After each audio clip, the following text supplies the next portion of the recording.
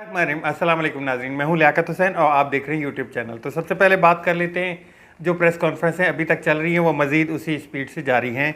मुराद राज साहब जो है आज वो भी पाकिस्तान तहरीक इंसाफ को छोड़ गए। फिरदौस आशिक अवान जो है वो उन्होंने भी छोड़ दिया। कल की डेट में मलिका बुखारी, मुसर्रत चीमा, मुसर्रत जमशेद चीमा और जमशेद चीमा साहब उन्होंने भी।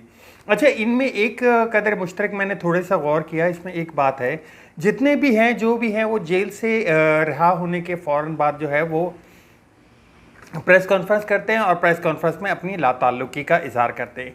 इसमें एक चीज़ गौर करनी पड़ेगी आपको कि जो इन पे केसेस डाले गए हैं, जो 9 मई का जो वाक़या है जिसकी हम सब मज़म्मत करते हैं, जो कि बहुत ही एक तरह से कह लें कि पाकिस्तानी तारीख़ पे एक बदनुमा जो दाग है उसके वो केसेस इनके ऊपर हैं। अच्छा, इसके ऊपर इमरान खान साहब जुडिशल जो इंक्वायरी है उसमें भी जा चुके हैं, एक दरख्वास्त भी सुप्रीम कोर्ट को दे चुके हैं इसकी तहकीकात के लिए। अच्छा, वो तहकीकात तो होनी चाहिए, ये हम सब का एक वो है कि जो भी मुजरमान हैं उनको कटहरे में लाना लाजमी है, उनको बिहाइंड द बार लाजमी होना चाहिए। अच्छा, इसमें हम बात करते हैं कि वो जब प्रेस कॉन्फ्रेंस कर लेते हैं और पाकिस्तान तहरीक इंसाफ से इज़हार लाताल्लुकी कर लेते हैं, उसके बाद वो आज़ाद हो जाते हैं। अच्छा, ये सब जो है ये जेल से निकले हैं। अच्छा, इन्होंने जो सख्तियाँ बर्दाश्त की हैं वो शायद हमें मालूम ना हो, क्योंकि हम जो है ना, एक जैसे हम कल भी बात कर रहे थे कि जी ये पाकिस्तान पीपल्स पार्टी पे भी दौर आया, पाकिस्तान मुस्लिम लीग नून पे भी आया और मज़ीद पार्टियों पे भी आया, लेकिन पाकिस्तान तहरीक इंसाफ में ऐसा क्या हुआ कि इतने इतने कमज़ोर के 2 दिन में उनके जो है वो आवाज़ बाख्ता हो गए। तो जो जिस तरीके से, जिस फैसिलिटेशन से उनको रखा जाता था और जो कि इनको जिस तरह से रखा जाता था, वो ज़मीन आसमान का फ़र्क है। जो प्रेशर इनके ऊपर डाला जाता था, जो मेंटल जो है वो प्रेशर इनके ऊपर डाला जाता था, वो भी एक अलग कहानी है। दूसरी, इस मामले पे ये भी बात करनी होगी कि वहाँ से निकलने का सिर्फ एक रास्ता है, जो है प्रेस कॉन्फ्रेंस। तो ये अभी मज़ीद ये चलता जा रहा है और अभी इसमें मज़ीद जो है वो पाकिस्तान तहरीक इंसाफ को खैर बात कहते जा रहे हैं। अच्छा, इनमें से एक बंदा ऐसा है जो कि घर से बैठ के जिसने जो है वो लाताल्लुकी का इजहार किया, वो है फवाद चौधरी साहब। उनकी जो इस हरकत पे काफ़ी क्वेश्चनिंग आ गई, क्योंकि उनके पास पाकिस्तान तहरीक इंसाफ का बहुत बड़ा ओहदा था, सीनियर वाइस प्रेसिडेंट थे वो पाकिस्तान तहरीक इंसाफ के। तो उन पे ऐसी क्या प्रॉब्लम आ गई थी? दूसरा, उनके ऊपर जो एक वो जो भागे थे ना वहाँ से, जब वो उनको हाई कोर्ट से रिहाई मिली, लाहौर हाई कोर्ट से, और दोबारा जो है वो एकदम हाबड़ दबड़ में वो भागते हुए गए, तो उसके ऊपर भी काफ़ी सवालात उठते हैं और काफ़ी सारी वीडियोस भी कुछ आ चुकी हैं ऐसी, जिनमें उनके ऊपर जो है क्वेश्चनिंग एक मार्क किया जा रहा है कि ये बंदा तो इस पे तो ये तो जेल में भी नहीं था, इस पे तो कोई सख्तियाँ भी नहीं थी इतनी, और ये घर से बैठे हुए इन्होंने जो है एक तरह से इज़हार लाताल्लुकी की। और उसके बाद जो है इनकी मुलाकातें ऐसे बंदों से हुई जो कि नई एक पार्टी बनाई जा रही है, जिसके ऊपर जो है मैं कल भी बात कर चुका हूँ कि एक नया ग्रुप बनाया जा रहा है। जहांगीर तरीन साहब ने भी एक पार्टी रजिस्टर्ड करवाने की आज बात कर दी है। और दूसरी जानिब हम फिर जो मुराद राज साहब हैं, उनका भी एक जो उनकी प्रेस कॉन्फ्रेंस पे ज़रा गौर करते हैं तो वो भी इन चीज़ों में क्लियर कहते हैं कि अब जो हमने इतनी एक तरह से भाग दौड़ की, इतनी मेहनत मुशक्क़त की, अब जो है हम अपनी राहें जुदा करते हैं और एक नए ग्रुप का इब्तिदा करते हैं। वो इसमें इंडिकेशन दे चुके हैं, अगर आप उसको गौर से सुने तो अब ये क्लियर नज़र आता जा रहा है कि ये जो पार्टी छुड़वाइयाँ जा रही हैं, या जो एक तरह से कह लें कि एक प्रेस कॉन्फ्रेंस की नीड है आपकी रिहाई के लिए, आप पे तमाम जो मुश्किलात हैं उनको ख़त्म करने के लिए सिर्फ एक प्रेस कॉन्फ्रेंस बची है। तो उसी जानिब जो है वो अब तो पाकिस्तान तहरीक इंसाफ एक तरह से कह लें कि खाली हो चुकी है। मैं कल भी इसका जिक्र कर चुका हूँ कि एक तरह से देखा जाए तो अब तो कोई मुश्किल नहीं है ना, अब तो कोई हर्डल ही नहीं है। आज सुप्रीम कोर्ट में भी अपनी एक कमिट में ये कहा कि जी अब तो वो 9 मई से पहले जो था वो सारी जो तोपों का रुख था वो सुप्रीम कोर्ट पे के जजों के ऊपर या जजेस के ऊपर या आला अदलिया के ऊपर था। अब वो थोड़ा सा कम हो गया, बल्कि कम क्या हो गया, ख़त्म ही हो गया। उनको 9 मई का वाक़या मिल गया। 9 मई का वाक़े को रख के और जो है पाकिस्तान तहरीक इंसाफ को जिस तरह से जो खाली कर दिया गया है, मेरे मुताबिक तो अब कह लें कि जो इस तरह से नज़र आ रहा है कि जी पाकिस्तान तहरीक इंसाफ ख़त्म हो चुकी है। तो अब फिर इलेक्शन कराने में क्या देर है? अब इलेक्शन में जाने के क्या ऐसी वो वजूहत हैं कि उनमें जो जाना है वो मुश्किल बन रहा है? क्योंकि तमाम इंडिकेटर जो इकॉनमी के हैं वो मुश्किल हैं, वो अचीव नहीं किए गए हैं। उनमें कोई भी इंडिकेटर जो है ऐसा है, जो टारगेट ऐसा है जिसको अचीव किया गया हो। कहाँ जो तरक्की की शरह है वो 6.1 से लेके अब जो है वो खड़ी हुई है 0.29 पे। आज भी इमरान खान साहब ने एक ट्वीट किया और उसमें उस सारी चीज़ों का जिक्र किया कि अब तो तरक्की तो हो ही नहीं रही ना। अब तो आप इलेक्शन में जाएं, इलेक्शन में नया मैंडेट लेके आएँ और नया ले लें। अब तो पाकिस्तान तहरीक इंसाफ है नहीं। अब क्या मुश्किल है कि नवाज शरीफ साहब को वापस आ जाना चाहिए? अब तो उनको फ़ौरन जो है इस चीज़ का ऐलान कर देना चाहिए कि मैं कल ही जो है जहाज़ पे बैठ के अब पाकिस्तान पहुंच रहा हूं। तो उनको इस चीज़ का इदराक कर देना चाहिए। अब प्रेस कॉन्फ्रेंस से करने की क्या ज़रूरत है? सुबह में हमने प्रेस कॉन्फ्रेंस देखी तो वो थी अपना वज़ीर दाखिला साहब की, उसमें उन्होंने वही सारा जो है दोहराया, उन्हीं सारे उसको कि जी इस पे पाबंदी होनी चाहिए, ये होना चाहिए, वे होना चाहिए। अभी मैं कुछ देर पहले एक और प्रेस कॉन्फ्रेंस देख रहा था जिसमें मेडिकल रिपोर्ट का जिक्र किया गया था इमरान खान साहब की।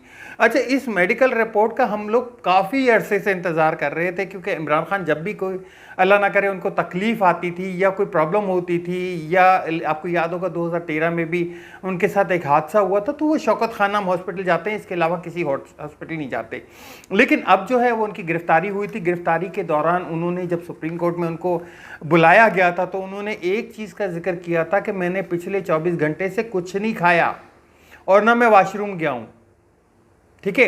अच्छा, अब बयान कर देते हैं इसका कि वो मेडिकल रिपोर्ट एक ले ली गई कि जी एक मेडिकल रिपोर्ट जिसपे कादिर पटेल साहब ने बहुत एक तरह से कह लें कि लंबी उसको वो बनाया।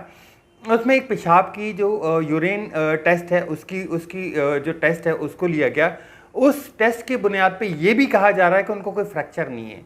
पेशाब की रिपोर्ट लेके उस पर ये एक वो जमाया जा रहा है। मैं इसको गलत या सही नहीं कह रहा, क्योंकि इन जो रिपोर्ट्स है उनका दारो मदार तो आपको पहले ही पता है कि जो रिपोर्ट्स थी उनमें तो प्लेटलेट्स जो नवाज शरीफ साहब के थे वो बिल्कुल गिर गए थे और वो 2 हफ्ते के इलाज के लिए लंदन चले गए थे। लंदन से उनको हालांकि कोर्ट ने ये भी ऑर्डर किया था कि आप जो है अपनी मेडिकल रिपोर्ट भेजिएगा, वहाँ से कोई मेडिकल रिपोर्ट नहीं आई। तो वो तो हमें अपनी मेडिकल रिपोर्ट का पता है। अच्छा, उन मेडिकल रिपोर्ट्स का के इस पेशाब की मेडिकल रिपोर्ट से ये भी पता चल जाता है कि उनकी जहनी हालत क्या है। ठीक है। उसी पेशाब की रिपोर्ट से ये भी पता चल जाता है कि उनको फ्रैक्चर भी नहीं हुआ, उनकी वो कोकेन भी लेते हैं। ये तो खैर आ सकता है उसमें अगर लिया जाए तो वो तो खैर एक है कि उसमें है, लेकिन वो आप कैसे कंफर्म कर सकते हैं कि था भी या नहीं था, या जो भी है उसको तो एक लंबी उसमें जाना चाहिए, वो फिर आगे की उस पर प्रोसेस में भी नहीं जाता। लेकिन इस पेशाब की रिपोर्ट से ये नहीं पता चलता कि आपकी जहनी जो है वो कहाँ तक है और गिद्दू बंदर में दाखिला कर देना चाहिए था। प्रेस कॉन्फ्रेंस में तो उन्होंने बहुत कुछ कहा, लेकिन ये वही बंदा है जिसकी दिमाग की आप बात कर रहे हैं। इसने 18 जमातों को वक्ता पाया हुआ था, और आप लोग का तो खैर आगे चलते हैं मज़ीद कि इस मेडिकल रिपोर्ट के ऊपर बहुत बात की गई, लेकिन ये वही मेडिकल रिपोर्ट है जिसको जो है एक अरसे से इसकी कोशिश की जा रही थी इसको लेने के लिए, और इसके ऊपर अभी भी क्वेश्चनिंग बहुत सारी हैं। क्या एक पेशाब की रिपोर्ट से ये सारी चीज़ें मालूमात में आ जाती हैं कि आपको कोई फ्रैक्चर भी नहीं है, आपकी दिमागी उसका भी कोई प्रॉब्लम है, और आपको जो है बहुत सारी जो सवालिया निशान हैं वो हैं? तो मैं एक सवाल छोड़ के जा रहा हूँ, तो आप जो है इसको कमेंट में ज़रूर इजहार किया जाएगा कि इस मेडिकल रिपोर्ट की एथिसिटी क्या है। ये आपको थोड़ा सा मुझे गाइड कीजिएगा। आज सुप्रीम कोर्ट की एक समाअत हुई जिसमें जो ऑडियो रिकॉर्ड्स के हवाले से एक जिक्र किया गया था, एक जो है कानून उस पर एक दरख्वास्त दायर की गई थी कि आप इस तरह की जो है एक वो बना नहीं सकते। तो उस पर सुप्रीम कोर्ट ने कहा कि जब भी जो बेंच बनता है वो 5 रुकनी बनता है। आप हमसे पूछ लेते तो हम आपको बता देते कि ये 5 रुकनी बेंच है और इस तरह से बनेगा। तो उसकी जो ऊपर एक फ़ैसला है वो महफूज कर लिया गया। अभी तक जब तक मैं ये वीडियो रिकॉर्ड कर रहा हूँ उस वक्त तक ये फ़ैसला नहीं आया है, तो इंतज़ार किया जा रहा है कि कब जो है वो शाया कर दिया जाएगा। एक वीडियो भी लीक हुई है, मैं उसका जिक्र नहीं करना चाहता क्योंकि मैं इन चीज़ों पे नहीं जाता हूँ। ऑडियो लीक, वीडियो लीक, ये जो है ये एक लंबा वो बन जाता है। उसमें भी जो एक साहब हैं वो अपनी वाइफ के साथ हैं। ये खैर ये अमल जो है मैं मज़ीद नहीं बात करूँगा इसके ऊपर। बिलावल भुट्टो साहब की आज जो है वो शहबाज शरीफ साहब ने K4 का दोबारा तिपारा चौपारा ऐलान वो अनाउंस कर दिया गया है। इसी K4 की अनाउंसमेंट मुशर्रफ साहब के दौर में भी हुई, मुस्तफ़ा कमाल साहब ने भी की, उसके बाद वज़ीर आला सिंध ने भी की, उसके बाद अब बिलावल साहब ने भी मेरे ख्याल से एक दफ़ा की है शायद, और अब शहबाज शरीफ ने साहब ने भी कह दी कि K4 का उन्होंने जो है जो इफ्तिताह की, इब्तदाई तकरीब में उन्होंने वही ज़िक्र उनका या इमरान खान था या अब 9 मई का है। अच्छा, वहाँ पे बिलावल भुट्टो साहब ने एक बहुत बड़ा जिक्र किया कि जी मैं पानी टैंकर से लेके पीता हूँ। तो भाई साहब मैं तो आपको ये कहूँगा कि ये एक तरह से आप खुद अपना वो इजहारे कह लें कि जब आप टैंकर से पानी लेके पीते हैं तो कराची वालों का क्या हाल होगा, कराची वाले कैसे पानी में पी सकते हैं। आप तो खैर मालदार हैं माशाल्लाह, अल्लाह ताला आपको और भी दे, तो आप तो ख़रीद के परचेज़ कर सकते हैं, लेकिन उनको भी देखें कि कराची में वो लोग भी रहते हैं जो कि महाना या दिन के जो है वो 500 रुपये भी नहीं कमाते पाते। क्या वो इस टैंकर को अफोर्ड कर सकते हैं?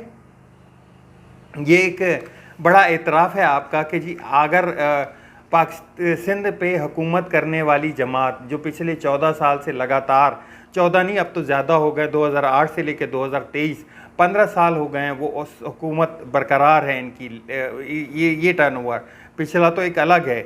तो उसमें वहाँ का वज़ीर ख़ारजा या उस पार्टी का जो चेयरमैन है वो एक एतराफ़ कर रहा है कि मैं पानी अगर टैंकर से ख़रीद के पीता हूँ तो आवाम की क्या हालत होगी। अब तक के लिए इतना ही, मिलते हैं नेक्स्ट व्लॉग में मज़ीद अपडेट के साथ। अपने दोस्तों का ख्याल रखिएगा, अपने चैनल का ख्याल रखिएगा, चैनल को शेयर ज़रूर कीजिएगा, लाइक ज़रूर कीजिएगा, सब्सक्राइब ज़रूर कीजिएगा, आपके कमेंट्स का इंतज़ार रहेगा। अल्लाह हाफ़िज़, पाकिस्तान ज़िंदाबाद।